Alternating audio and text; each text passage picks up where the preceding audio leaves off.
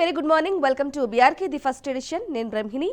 వివిధ వార్తాపత్రికల్లోని ప్రధాన అంశాల విశ్లేషణ కార్యక్రమాన్ని మొదలు పెడతాం. ముందుగా ఈనాడు పేపర్కి వెళ్దాం. ఈనాడు పేపర్లోని ఒక ప్రధాన అంశాన్ని కనుక చూసుకున్నట్లయితే నిన్న సవాళ్లు ప్రతి సవాళ్లు అయితే జరిగినాయి. ఈ నేపథ్యంలో దానికి సంబంధించి ఒక న్యూస్ అయితే ఇవ్వడం జరిగింది. సవాల్ విసిరి రాలేదాం, కనీసం మంత్రులైనా వస్తారనుకున్నాం, మరో తేదీ స్థలాన్ని మీరే నిర్ణయించండి, లేదంటే కేసీఆర్ కు క్షమాపణ చెప్పండి. ముఖ్యమంత్రిని ఉద్దేశించి కేటీఆర్ అయితే వ్యాఖ్యలు చేశాడు. ఇక ఒక చిత్రాన్ని కూడా ఇవ్వడం జరిగింది. సుమాజ్గూడ ప్రెస్ క్లబ్ లో సీఎం కోసం కేటాయించిన కుర్చీ పక్కన నిల్చుని మాట్లాడుతున్న కేటీఆర్. చిత్రంలో ముఠా గోపాల్, ప్రశాంత్ రెడ్డి, శ్రీనివాస్ గౌడ్, వద్దిరాజు రవిచంద్ర, గంగుల కమలాకర్, సంజయ్, ఆర్ఎస్ ప్రవీణ్ కుమార్, దాసోజు శ్రవణ్ తదితరులు కూడా ఉండడం జరిగింది. ఇక డీటెయిల్ గా చూసుకుందాం. రైతు సమస్యలపై చర్చించడానికి కేసీఆర్ కేటీఆర్ ఎవరొస్తారో రమ్మని మీరే సవాల్ విసిరారు. మీ సవాల్కు సిద్ధపడి చర్చించడానికి వస్తే మీరెందుకు రాలేదు అంటూ భారత కార్యనిర్వాహక అధ్యక్షుడు కేటీఆర్ సీఎంను ఉద్దేశించి ప్రశ్నించారు. ఢిల్లీ పర్యటన పెట్టుకుని ఎందుకు వెళ్లారు, మీకోసం ప్రత్యేకంగా కుర్చీ కూడా వేస్తామంటూ కూడా ఆయన ఘాటుగా మాట్లాడి సవాల్ విసిరి ఎందుకు రాలేదు అని చెప్పేసి కూడా అడగడం జరిగింది రేవంత్ రెడ్డి ఉద్దేశించి. ఇదే విషయానికి సంబంధించి ఈరోజు విశ్లేషణ కార్యక్రమాన్ని మొదలు పెడదాం. ఈరోజు ఈ వివిధ వార్తాపత్రికల్లో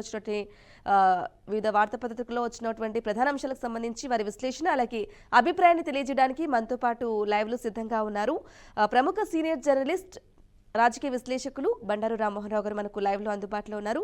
సార్ గుడ్ మార్నింగ్. సార్ నమస్కారం. బ్రాహ్మణి గుడ్ మార్నింగ్. నమస్కారం, శుభోదయం.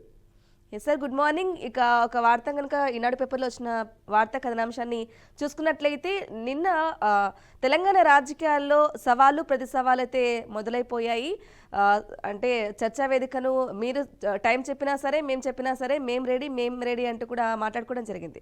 ఇక అందుకు సంబంధించి కేటీఆర్ కూడా నిన్న ప్రెస్ క్లబ్లో చాలాసేపు వెయిట్ చేయడం కూడా చూసాం. మరి రేవంత్ రెడ్డి పర్యటనలో ఉన్నప్పటికీ ఆయన వెయిట్ చేయడం, అంటే ప్రెస్ క్లబ్లో నిర్వహించాలా సభ అనేసి వీళ్ళంటుంటే వాళ్ళేమో అసెంబ్లీకి రావాలి, అసెంబ్లీకి వచ్చి మీ ఏదైతే ప్రజల సమస్యలపై సాగునీటి ప్రాజెక్టుకు సంబంధించి కానీ లేదా రైతులకు ఉద్దేశించి కానీ ఏదైనా సరే చేయాలనుకుంటే అసెంబ్లీకి రండి అని చెప్పేసి వారు చెప్తున్నారు. కాంగ్రెస్ వర్సెస్ బీఆర్ఎస్ లాగా సవాలు ప్రతి సవాలు జరుగుతున్నాయి. మరి ఒక పక్క కేటీఆర్ వాళ్ళేమో మైక్ కూడా నొక్కుతూ ఉంటారు, అసెంబ్లీకి వచ్చి ఏం ప్రయోజనం అన్నట్టుగా కూడా మాట్లాడుతున్నారు. దీన్ని ఏ విధంగా చూసుకోవాలంటారు?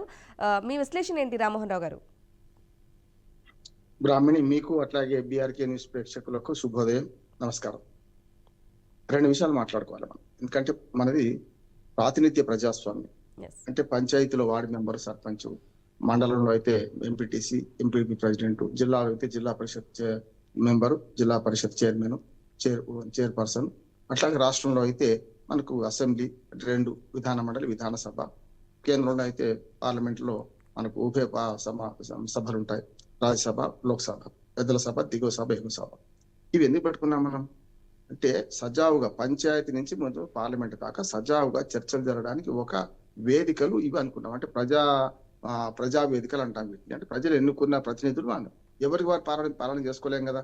కేటీఆర్, రేవంత్ రెడ్డి ఇట్లా ఇష్టమైనట్టు వీళ్ళు సవాళ్ళు ప్రతి సవాలు, బస్తీ మీద సవాల్ అంటే ఈ మల్ల యుద్ధం చేసేవాళ్ళు రావాలి, రాజకీయాలు మంచి వాళ్ళు రావడానికి వీల్లేదు కదా. మల్ల యుద్ధం చేసుకుని ఎవరు గెలిస్తే వాడే. గతంలో ఉండే కదా రాజరికంలో సామ్రాజ్యవాద విస్తరణలో ఎవరు గెలిస్తే వాళ్ళదే రాజ్యం కదా. అట్లా కాదు కదా. అంటే చట్టసభలు ఎందుకున్నాయి గమనించాలి. ఒకటి ఏంటంటే ఇప్పుడు దీనికి తెరలేపి ఉంది, గతంలో పక్కన పెడదాం. మొన్నటి ఈ చర్చకు తెరలేపింది మాత్రం సాక్షాత్తు రాష్ట్ర ముఖ్యమంత్రి గారు ఒక సమావేశంలో, ఆ సమావేశం పార్టీ సమావేశం కావచ్చు, పార్టీ శ్రేణులను ఉత్సాహపరచాలి కాదని ఎవరన్నా, కానీ ఆ సమావేశం ఉద్దేశం ఏంటంటే జై బాపు, జై భీమ్, జై సంవిధాన్ కదా. అంటే ఏంది, మనకు బాపూజీ ఏం చేసిండు, మన అంబేద్కర్ ఏం చేసిండు, దాంతో పాటు మన సంవిధానం అంటే మనకు రాజ్యాంగం ఏం చెప్పింది, దాని మీద సమావేశం కదా. వాటి కమిటీస్ ఉన్నాయి, జై బాపు కమిటీస్ ఉన్నాయి, జై భీమ్ కమిటీస్ ఉన్నాయి, అట్లాగే జై సంవిధానం అంటే సంవిధాన కమిటీ కూడా వేశారు రాజ్యాంగ సమీక్షకు.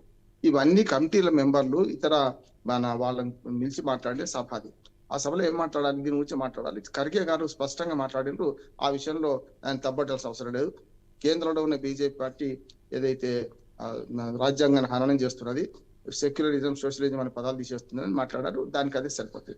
కానీ ముఖ్యమంత్రి గారు స్వయంగా మేము 60,000 ఉద్యోగాలు ఇచ్చినాం, ఈ 60,000 ఉద్యోగాలు లెక్క పెట్టుకోండి, మీరు ఎల్బీ స్టేడియంలో పిలిచి తలలు లెక్క పెట్టుకోండి, ఎవరైనా ఒక్క తల దక్కున్నా నేను కాళ్ళు మొక్కి క్షమాపణ చెప్పుకుంటా, ముక్కు నేలకు రాస్తా అన్నాడు కదా. మనకి వీడియోస్ ఉన్నాయి కదా. గతంలో నేను ప్రింట్ మీడియాలో పనిచేసేవాడిని. ప్రింట్ మీడియా అయితే మనం ఆయన చెప్పింది రాయలేదని ఆరోపించేవాడు. ఇప్పుడు అట్లా కాదు కదా, ఆయన స్వయంగా చెప్పిన వీడియో అవుతుంది కదా. దాంతో మనం చూడొచ్చు. అంటే చర్చకు, బహిరంగ చర్చకు ఏమైనా బహిరంగ ప్రదేశాల్లో బస్తీ మీద సవాల్ విసిరింది మొట్టమొదలు రేవంత్ రెడ్డి గారు కదా. ఆ తర్వాత దానికి ఎట్లాగూ ఇప్పుడు తమలపాకు తలుపు చెక్క సామెత వస్తుంది కదా బ్రాహ్మణి, కనుక వాళ్ళు తమలపాకుతో మొదలు పెడితే వీళ్ళే అది కూడా ఇంకొక మాట కూడా అన్నారు ముఖ్యమంత్రి గారు స్వయంగా, అంటే భాష కూడా బాగాలేదు అంటున్నాను. ఏం మాట్లాడారు, ఢిల్లీలో మోడీ అయినా సరే గల్లీలో కేడీ వచ్చినా సరే, అంటే మోడీకి కేడీకి ఏమైనా సంబంధం ఉందా? అట్లానే కిషన్ రెడ్డి వచ్చినా సరే, లేకపోతే కేసీఆర్ అయినా సరే, కేటీఆర్ అయినా సరే అన్నాడు. ఈ 5 పేర్లు ఎత్తుకున్నాడు మొత్తం. మోడీ అవి కాక 3 పేర్లు, మళ్ళీ కేడీ అన్నాడు ఎవరిను.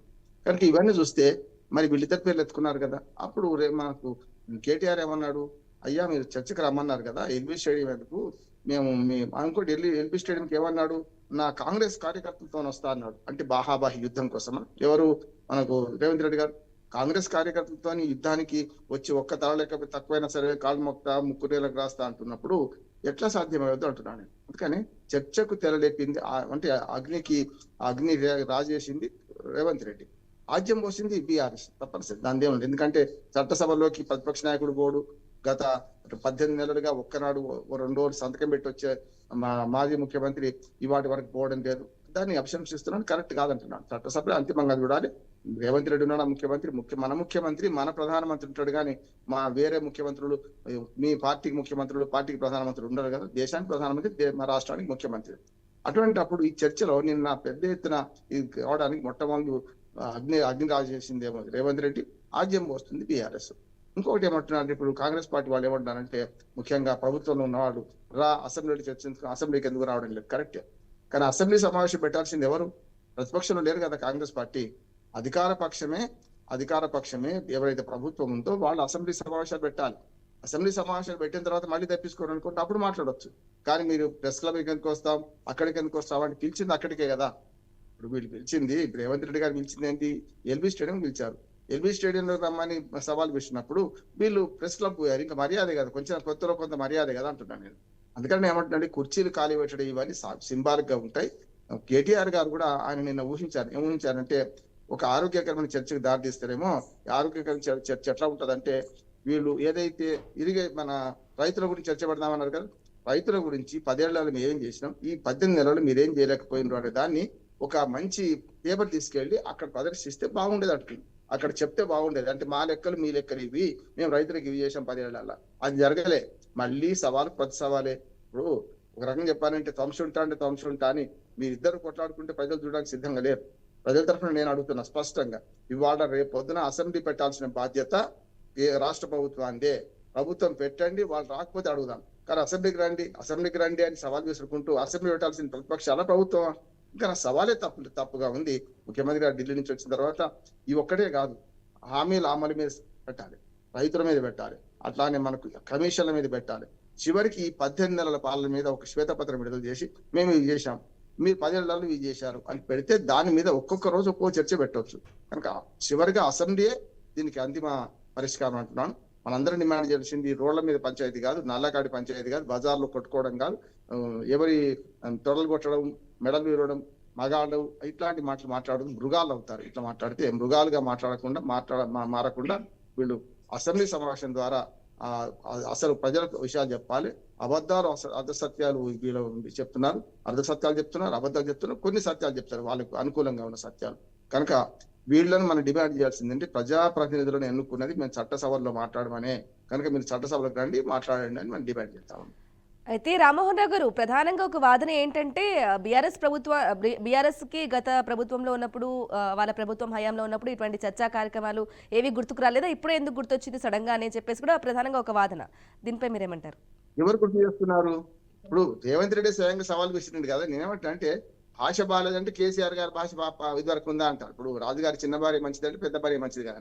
నేనంటే ఆ భాషను అంతకంటే దుర్మార్గమైన భాష వాడుతున్నాడు కదా. మోడీ ఎవడు, కేడీ ఎవడు, వాడొస్తారా వీడొస్తారా అని మాట్లాడుతూ ఏమన్నట్టు చర్చకి ఎవరి దారి తీసింది? నేనేమంటున్నాను, దీనికి అగ్ని రాజేసింది మనకు రేవంత్ రెడ్డి, దీనికి ఆజ్యం వస్తుంది బీఆర్ఎస్ పార్టీ వాళ్ళు అంటున్నాను. ఈ రెండింటిని అర్థం చేసుకోవాలి మనం. ఎందుకంటే ఒక దిక్కు తప్పంటే నేను కేటీఆర్ గారు కూడా అక్కడికి వెళ్ళి మేము రైతులకు ఇది చేసాం, ఈ 10 ఏళ్లలో రైతు మీద చర్చ అన్నాడు కదా రేవంత్ రెడ్డి. మరి మేము ఇది చేసినాం, మీరు ఏం చేయలేదు. ఇప్పుడు రైతు బంధు ఎగ్గొట్టారు, చెప్పొచ్చు కదా.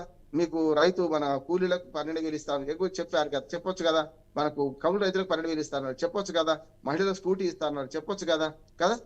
మనకు మహిళలకు 2,500 ఇస్తాను చెప్పొచ్చు కదా. అంటే ఇవన్నిటి గురించి చెప్పే బదులు ఇప్పుడు నువ్వు రేవంత్ రెడ్డి నా స్థాయికి సరిపోడు, నీ స్థాయికి సరిపోడు, స్థాయి లేని స్థాయిలు ప్రజాస్వామ్య స్థాయిలు ఉండవు.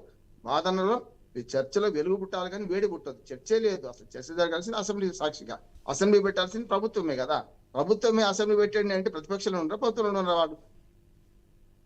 Yes, okay, right Rammohan Rao గారు. ఇక మరో వార్త కనుక చూసుకున్నట్లయితే కనుక యూరియా కోట పెంచండి, కేంద్ర మంత్రి నడ్డాకు సీఎం రేవంత్ రెడ్డి వినతి. ఇక జహీరాబాద్ పారిశ్రామిక స్మార్ట్ సిటీ అభివృద్ధికి చేతునివ్వాలని చెప్పేసి కూడా పీయూష్ గోయల్ కు విజ్ఞప్తి చేశారు. ఇక ఢిల్లీ పర్యటనలో ఉన్న నేపథ్యంలో రేవంత్ రెడ్డి పలువురు కేంద్ర మంత్రులను కూడా కలవడం జరిగింది. ఈ నేపథ్యంలోనే యూరియా కోట పెంచండి అంటూ కూడా ఆయన మాట్లాడడం చూసుకోవచ్చు. ఏ విధంగా చూసుకోవాలంటారు రామ్మోహన్ రావు గారు? అంటే ఇప్పుడు దాహానికి బాయి తోడుకున్నట్టు అంటున్నాను, అది దప్పికి బాయి దుడ్డం అంటే ఇదే. ఇప్పుడు నెల కాలం పోయింది కనుక కొంచెం నయము దొరికిన యూరియా కూడా మంచి జోడ వాడుకుంటున్నారు రైతు.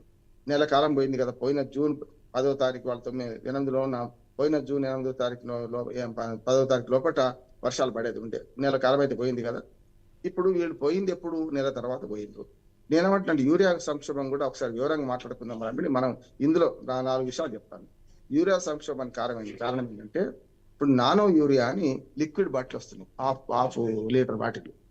ఒక half litre bottle 1 litre bottle అయితే 1 బస్తా యూరియాతో సమానం. అటువంటి అప్పుడు ఏం చేస్తున్నారంటే, బస్తా యూరియా తీసుకొని పోయి ట్రాన్స్పోర్ట్ ఇవన్నీ పెట్టేవాళ్ళు మేము నానో యూరియా సప్లై చేస్తామని కేంద్ర ప్రభుత్వం నిర్ణయం తీసుకుని 4 ఏళ్ళు తీసుకున్నది. ఈసారి స్ట్రిక్ట్ గా ఇంప్లిమెంట్ చేస్తుంది. మీరు ₹1,00,000 ఏదైతే నానో యూరియా సప్లై కావాలంటే 6 లక్షల రూపాయల నానో యూరియా తీసుకుంటేనే ₹1,00,000 మామూలు బస్తాలు ఇస్తామంటుంది. అంటే 6 రెట్లు, ఒక నానో యూరియాను 6 రెట్లు తీసుకుంటేనే మీరు 1% మాత్రమే మీకు బస్తాలు యూరియా ఇస్తా ఉంటుంది. అది తిరకాసు. దాని మీద వీళ్ళు మాట్లాడలేకపోయి ఇప్పుడు పూర్తిగా యూరియా కొరత వచ్చి చెప్పులు పెట్టి పాస్బుక్లు పెట్టి మళ్ళీ ఏమంటే సమైక్యాంధ్రాలు ఉన్న పరిస్థితి తీసుకొస్తున్నాను. గతంలో సమైక్యాంధ్రాలు ఇదే ఉండే పరిస్థితి అంతా, చెప్పులో పాస్బుక్ లో క్యూలో పెట్టి నిలబడాల్సిన పరిస్థితి వస్తుండే లేడీస్ జెంట్స్ కూడా. ఇవాళ అదే ఏంటి, ఎరువుల కోసం ఇదే క్యూ, విత్తనాల కోసం ఇదే క్యూ. కారణం ఏంది అంటే విధానం సరిగ్గా లేదన్నట్టు వీళ్ళకు. ప్రతిపక్షాలు డిమాండ్ చేసి నీళ్లు ఇవ్వడం అంటే మీరు చెప్పేదాకా ఇవ్వడమా, మీరు చెప్పేదాకా చెప్తే విడుస్తామా అని నేను విడిచారు కదా. అందుకని ప్రతిపక్షాలు ఆందోళన చేసేదాకా, రైతులు ఆందోళన చేసేదాకా పట్టించుకోవడం కరెక్ట్ కాదు. పట్టించుకోకపోవడం ఈ ప్రభుత్వం నిన్న పోయి యూరియా గురించి అడుగుతున్నారు కదా, నెల కింద అడగాల్సింది కదా. ఇప్పుడు మనము దీపం ఉన్నప్పుడు ఇల్లు చక్క పెట్టుకుందాం అంటారు. చేయాల్సిన పని ఏంది, ఒక నెల ముందే మేలోనే వెళ్ళి జూన్ కాలం వస్తుంది, ఆయిటి మోక వస్తుంది, మీరు యూరియా సప్లై చేయండి చెప్పాలి కదా. అంటే ఇప్పుడు ఏమైంది, సగం యూరియా నెలలో సప్లై చేయాల్సిన సగం యూరియా కూడా నానో లేదు, ఈ బస్తాల యూరియా లేదు. దాని మీద నడుస్తున్నది కథ. మొత్తం మీద రైతులు నష్టపోతున్నారు అంటున్నాను నేను. ఇప్పటికైనా సరే కనీసం తొందరగా కోటా విడుదల చేయాలి. రైతులకు యూరియాతో కాంప్లెక్స్ ముడిపెడుతున్నారు బ్రహ్మిని. అంటే కాంప్లెక్స్ ఎరువులు కొనాలి, మళ్ళీ 6 కాంప్లెక్స్ ఎరువులు కొనాలి. ఇవన్నీ ఎట్లా ఉన్నాయంటే హోదాను కూడా లింక్ పెడుతున్నారు. నా ఉద్దేశం ఏంటంటే రైతులు కూడా గ్రహించాల్సింది, అడ్డగోలు యూరియా వేయకండి, అడ్డగోలు ఈ రాసాయనిక ఎరువులు వాడకండి. వాడితే మనకే నష్టం. ఎందుకంటే అది పంట పెద్దగా వండదు, తాత్కాలికంగా పండుతుండొచ్చు, కానీ తర్వాత మన భూమికి నష్టం అని గ్రహించి సేంద్రియ ఎరువులను వాడితే బెస్ట్ అన్న ఉద్దేశం. రాసాయనిక ఎరువులు వాడకుండా మెల్లమెల్లగా నియంత్రించాలని నా ఉద్దేశం. ఆ వైపుకి రైతులు చైతన్యం చేయండి, అవసరమైన డిమాండ్ తీర్చండి అని మన ప్రభుత్వం డిమాండ్ ఇస్తాం. ప్రభుత్వంలో ఎవరుంటే వాళ్ళని అడుగుతాం కదా. కాసే చెట్టుకు రాళ్ళు పడితే కానీ ప్రతిపక్షాలకు పడదు కదా. అవును, ఎస్ రామ్మోహన్ రావు గారు. ఇక అలాగే మోడీకి సంబంధించి వార్తా కథనాంశాన్ని చూసుకున్నట్లయితే, మోదీకి బ్రెజిల్ అత్యున్నత పురస్కారం, ద్వైపాక్షిక సంబంధాల బలోపేతానికి గుర్తింపు, సుస్థిరతకు మూలస్తంభం, ఇరు దేశాల భాగస్వామ్యం అంటూ ప్రధాని మోదీ అయితే మాట్లాడడం జరిగింది. ఇక బ్రెజిల్ అత్యున్నత పౌర పురస్కారాన్ని ప్రధాని మోదీకి ప్రదానం చేసి అభినందిస్తున్న ఆ దేశ అధ్యక్షుడు లులా డా సిల్వా అంటూ కూడా ఒక వార్తా కథనాంశం చూసుకోవచ్చు. ఎలా చూడాలంటారు, ఏ విధంగా చూడాలంటారు? మోడీ గారు బ్రిక్స్ సదస్సుకు వెళ్ళారు బ్రెజిల్. యాక్చువల్ గా ఇప్పుడు మొన్న 3 రోజులు బ్రెజిల్లో పర్యటిస్తున్న 4 రోజులు, ఇవాళ 4వ రోజు నిన్నటి బ్రెజిల్లో పర్యటించే క్రమం ఏంటంటే, అక్కడ బ్రిక్స్ అంటే మనకు బ్రెజిల్, అట్లాగే రష్యా, అట్లా చైనా, తర్వాత ఇండియా, సౌత్ ఆఫ్రికా, ఈ 5 దేశాలు మొదటి నుంచి బ్రిక్స్ సమావేశంలో ఉన్నాయి. దాని తర్వాత మరొక 5 దేశాలు చేరినాయి. ఇంకొక దేశం ఎదురు చూస్తున్నది. ఇంకో 15 దేశాలు మేము బ్రిక్స్ లో చేరుతామనుకున్నారు. ప్రధానంగా వాళ్ళు చేసిన పని ఏంటంటే, ఇప్పుడు మోడీ గారికి అత్యున్నత పురస్కారం ఇవ్వడంతో పాటు వాళ్ళు చేసిన పని ఏంటంటే గ్లోబల్ సౌత్ అంటారు. అంటే ఏవైతే ఈ 10 దేశాలు ఏవైతున్నాయి, ఈ 10 దేశాలే మొత్తం జనాభాలో సగం కంటే ఎక్కువ మంది ఉన్నారు, మొత్తం ప్రపంచ జనాభాలో. అట్లాగే ప్రపంచ ఆర్థిక వ్యవస్థలో సగం కంటే ఎక్కువ ఉన్నది.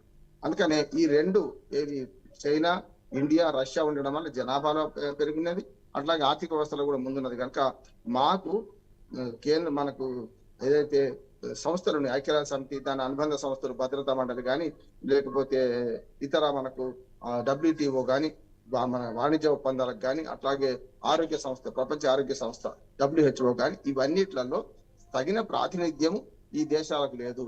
మూడో ప్రపంచ దేశాలకు, రెండో ప్రపంచ దేశాలు లేదు. మీ ఇష్టం ఉన్నట్టు అమెరికా దాని సామ్రాజ్యవాద దేశాలు అయిన పక్కపంటి యూరోపియన్ కంట్రీస్ కి మొత్తం వీటో హక్కు వాళ్ళకే ఉన్నది, అన్ని రకాలుగా వాళ్ళకే ఉన్నది కనుక సౌత్ గ్లోబల్ సమస్యలు చర్చిద్దామని చేశారు. చాలా వాణిజ్య ఒప్పందాలకు తెచ్చుకున్నారు. చాలా విషయాలలో ఒక రకం సామరస్యపూర్వక వాతావరణం వచ్చింది. కాకపోతే చైనా అధ్యక్షుడు ఈసారి దాన్ని మిస్ అయ్యారు. బ్రిక్స్ సదస్సులు వెళ్ళడానికి మిస్ అయ్యారు చైనా అధ్యక్షుడు. దాన్ని ఒక రకం చూడాలంటే తనకు వీలు కాలేదని మా విదేశాంగ మంత్రిని పంపించాడు. రష్యా అధ్యక్షుడు మిస్ అయింది కారణం కూడా ఉన్నది. తాను ఇప్పుడు గ్లోబల్ టెర్రరిస్ట్ గా ప్రకటించి కొన్ని దేశాలు ఆంక్షలు విధించినాయి కనుక తాను రష్యా దాటి బయటకు పోయిన పరిస్థితి కనుక ఆయన వీడియో కాన్ఫరెన్స్ లో మాట్లాడారు రష్యా అధ్యక్షుడు. ఇక మిగతాదంటే మీరు అన్నట్టు దేశాన మోడీ గారికి అవార్డులు వస్తున్నాయి. అక్కడ అత్యున్నతమైన పురస్కారం అంటే మన భారత రత్నలో వాళ్ళకి అత్యున్నతమైన పురస్కారాలు ఇస్తున్నారు. ఇప్పటికే దాదాపు 30 దేశాలకు పైగా ప్రపంచవ్యాప్తంగా అవార్డులు వస్తున్నాయి. దానికి అభినందించాలి మన ప్రధానమంత్రిని. అదే అంటున్నారు కదా, ప్రధానమంత్రులు 2-3 ఉంటారు, ఒక దేశానికి ఒకటే ఉంటాడు. ఆ ప్రధానమంత్రి పార్టీల పరంగా ఉంటాడు, మన ప్రధానమంత్రి అనొచ్చు. అందుకనే మన బ్రెజిల్ అధ్యక్షుడు అవార్డు ఇవ్వడం మనకు భారతదేశానికి గర్వకారణం. మన భారతదేశ ప్రధానికి వ్యక్తిగతంగా ఇచ్చిన అవార్డు కాదంటున్నాను నేను, ఇది మొత్తం భారతదేశానికి ఇచ్చిన అవార్డు. దాన్ని గమనించాలి నెంబర్ 1. రెండోది ఏంటంటే బ్రిక్స్ సదస్సుల ఏదైతే ఆలోచన ఉందో దాన్ని ప్రపంచం గౌరవించాలి. ముఖ్యంగా ఐక్యరాజ్య సమితి ఇప్పటికీ 80 ఏళ్ళు అయింది ఏర్పాటు చేసి, అది ఏమి మారడం లేదు. సార్క్ సదస్సు పెట్టుకుంటున్నాం, G7 సదస్సులు అవుతున్నాయి, మనకు బ్రిక్స్ అవుతుంది, G20 కూడా G20లో ఉన్నాం. ఇవన్నీ ఎందుకు పెట్టాల్సి వస్తుంది? ఆనాడు నానాజాతి సమితి విఫలమైంది అని చెప్పి ఐక్యరాజ్య సమితి ఏర్పాటు చేసుకున్నాం. మొదటి ప్రపంచ యుద్ధం తర్వాత నానాజాతి సమితి, లీగ్ ఆఫ్ నేషన్స్ అంటారు. ఆ తర్వాత ఇప్పుడు ఐక్యరాజ్య సమితి ఏర్పడి 80 ఏళ్ళు అయింది.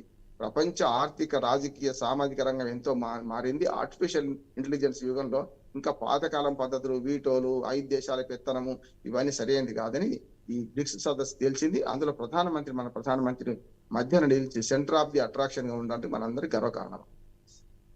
రైట్ రామ్మోహన్ గారు, ఇక కమింగ్ టు ఏపీ పాలిటిక్స్ కనుక ఒకసారి చూసుకున్నట్లయితే రాయలసీమ అభివృద్ధికి ప్రత్యేక బ్లూ ప్రింట్, సాగునీటి సంఘాలతో అమరావతిలో భారీ సమావేశం నిర్వహించబోతున్నామంటూ ముఖ్యమంత్రి చంద్రబాబు మాట్లాడడం జరిగింది. ఇక నిన్న శ్రీశైలంలో కృష్ణమ్మకు పూజలు, సారె సమర్పించారు సీఎం. డ్యామ్ గేట్లు ఎత్తడంతో దిగువకు పరవళ్లు అంటూ కూడా ఒక వార్తా కథనాంశం కూడా చూసుకోవచ్చు. ఇక కృష్ణమ్మకు నమస్కరిస్తున్న ముఖ్యమంత్రి చంద్రబాబు శ్రీశైలం గేట్లు ఎత్తడంతో దిగువకు కృష్ణమ్మ పరుగులు అంటూ కూడా ఇవ్వడం జరిగింది. కొంచెం డీటెయిల్ గా చూసుకుందాం. రాయలసీమ అభివృద్ధికి తన వద్ద ప్రత్యేక బ్లూ ప్రింట్ ఉందని, ఏ జిల్లాకు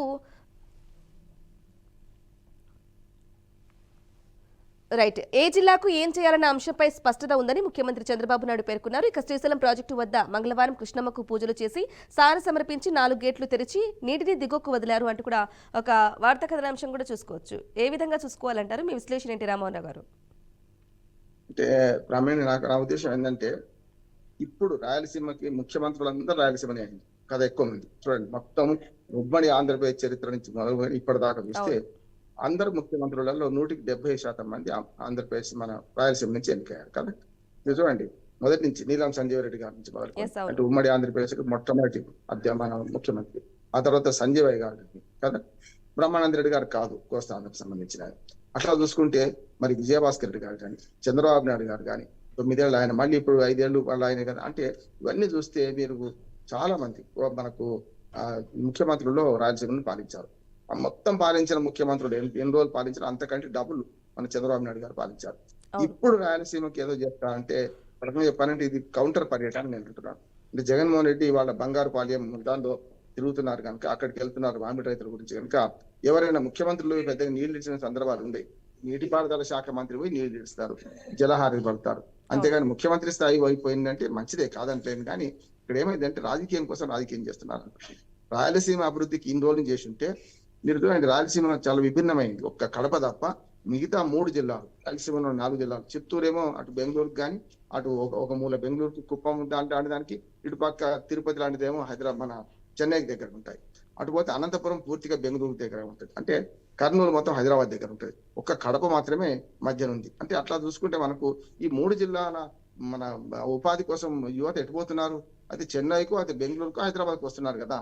మరి 60, 70, 80 ఏళ్ల స్వాతంత్రం, 80 ఏళ్ల తర్వాత మళ్ళీ ఇట్లాగే ఉంది అంటే దానికి అర్థమైంది. ఇప్పుడు రాయలసీమకు మేము ప్రణాళిక రచిస్తున్నాం, ప్రకటిస్తున్నాం అంటే ఒక రకంగా సిగ్గుచేటు అంటున్నా. ఈ పాలకులు సిగ్గుచేటు ఎవరైనా సరే, అది అది గత ముఖ్యమంత్రులు కాంగ్రెస్ కావచ్చు, ఇవాళ తెలుగుదేశం కావచ్చు.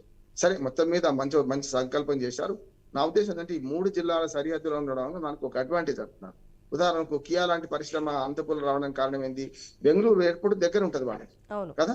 అట్లా అన్ని చూస్తున్నారు. అంటే ఇట్లా మనకు మద్రాసు ఎయిర్పోర్ట్ దగ్గర ఉన్న దానిలో మనం కొన్ని పరిశ్రమలు పెట్టవచ్చు, చిత్తూరు జిల్లాలో అట్లా. అందుకనే నేనేమంటున్నానంటే ఇవాళ ఈ రాయలసీమ అభివృద్ధి కావాలంటే 3 నగరాలకు వలస పోకుండా ఆయా జిల్లాల్లోనే వాళ్ళకు ఉపాధి లభించినప్పుడు సరైన అవకాశాలు. ముఖ్యంగా రాయలసీమ నీటి కొరత ఉంటది, దాన్ని తీర్చాల్సిన అవసరం ఉన్నది. ముఖ్యంగా మొన్న అన్నారు వెలిగొండ నుంచి ముందుకు వెళ్తే ప్రతిదీ కూడా హంద్రినీవా కానీ మేము తెలుగు గంగ కానీ ఎవరు ప్రారంభించారు అని ముఖ్యమంత్రి గారు చాలా మొదటి నుంచి మేమే చేశాం, మేమే పనిచేసాం చెప్పాను, కాదంటే. కానీ ఇప్పుడు చేయాల్సిన పని ఏంటంటే, ఇప్పుడు ఏదో బనకచెర్ల ద్వారా నీళ్లు అందిస్తామని 10 ఏళ్ల తర్వాత ఏం జరుగుతుందో తెలియదు, కానీ ఇప్పుడు వెంటనే మన కొన్ని చిన్న చిన్న మార్పుల ద్వారా చిన్న చిన్న ఆనకట్టలు పూర్తి చేయడం ద్వారా చేయాల్సిన అవసరం ఉన్నది. ఇప్పుడు మనకు అక్కడ ప్రతిపక్షాలు కూడా అదే అంటుంది, వైసీపీ పక్కన పెట్టండి, మిగతా కాంగ్రెస్ కానీ కమ్యూనిస్ట్ పార్టీ కూడా ఏమంటున్నాయంటే బనకచెర్ల ప్రాజెక్ట్ ద్వారా నీళ్ళ నుంచి చాలా దూరము, కానీ మొదలు చిన్న చిన్న పూర్తి కాని ప్రాజెక్టు పూర్తి చేయండి. రాయలసీమకు అన్యాయం జరిగింది, వాళ్లకు కరువు, మన రాయలసీమకు నీళ్ళు ఇచ్చి మన అన్నదాతల ఆవేదన పట్టించుకుందామంటున్నారు. మొత్తం మీద నిన్న శ్రీశైలం నీళ్ళు వచ్చారంటే కృష్ణానేమో ఇవాళ గలగల మారుతుంది, గోదావరి వెలవెలబోతుంది చూస్తున్నాం.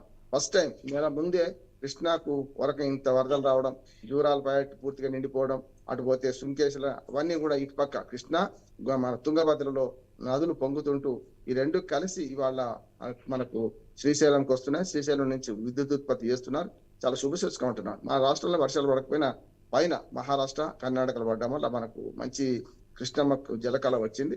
సరే నిన్న మంచి శుభసూచకం ఏంటంటే నీళ్లు విడిచారు, గేట్లు ఎత్తారు. దీన్ని ఏం చేయాలంటే ఈ నీళ్లను సద్వినియోగం చేసే క్రమంలో సాగునీటి ప్రాజెక్టు పూర్తి చేస్తే తప్పక రాయలసీమ సస్యశ్యామలం అవుతుంది.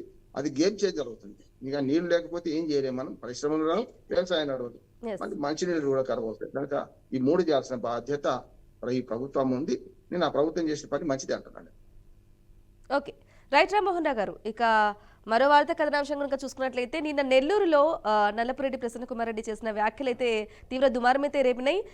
ఒక మహిళను కించపరచడం కానీ అగౌరవంగా మాట్లాడడం, ఒక మురికి వ్యాఖ్యలకు సంబంధించి కూడా ఒక వార్త కథనాంశం చూసుకోవచ్చు.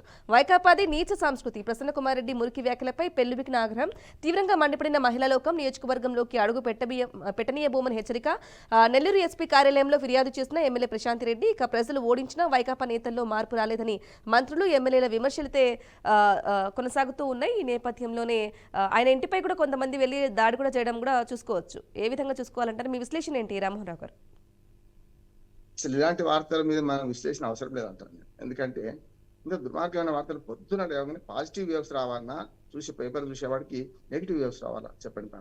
నేనంటే వార్త మన తప్పు కాదు, వార్తలు అట్లా వస్తున్నాయని చెప్తున్నాను. వార్తలకు సృష్టికర్తలు ఎవరు?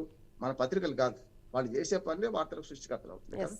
సృష్టికర్తలను విమర్శించకుండా మనం కేవలం వార్తను విశ్లేషిస్తే, చెప్పాను కదా, ఇద్దట్లో ఎవరు తప్పు అంటే ఎవరు మొదలు పెట్టింది వాడు తప్పు అవుతుంది కదా.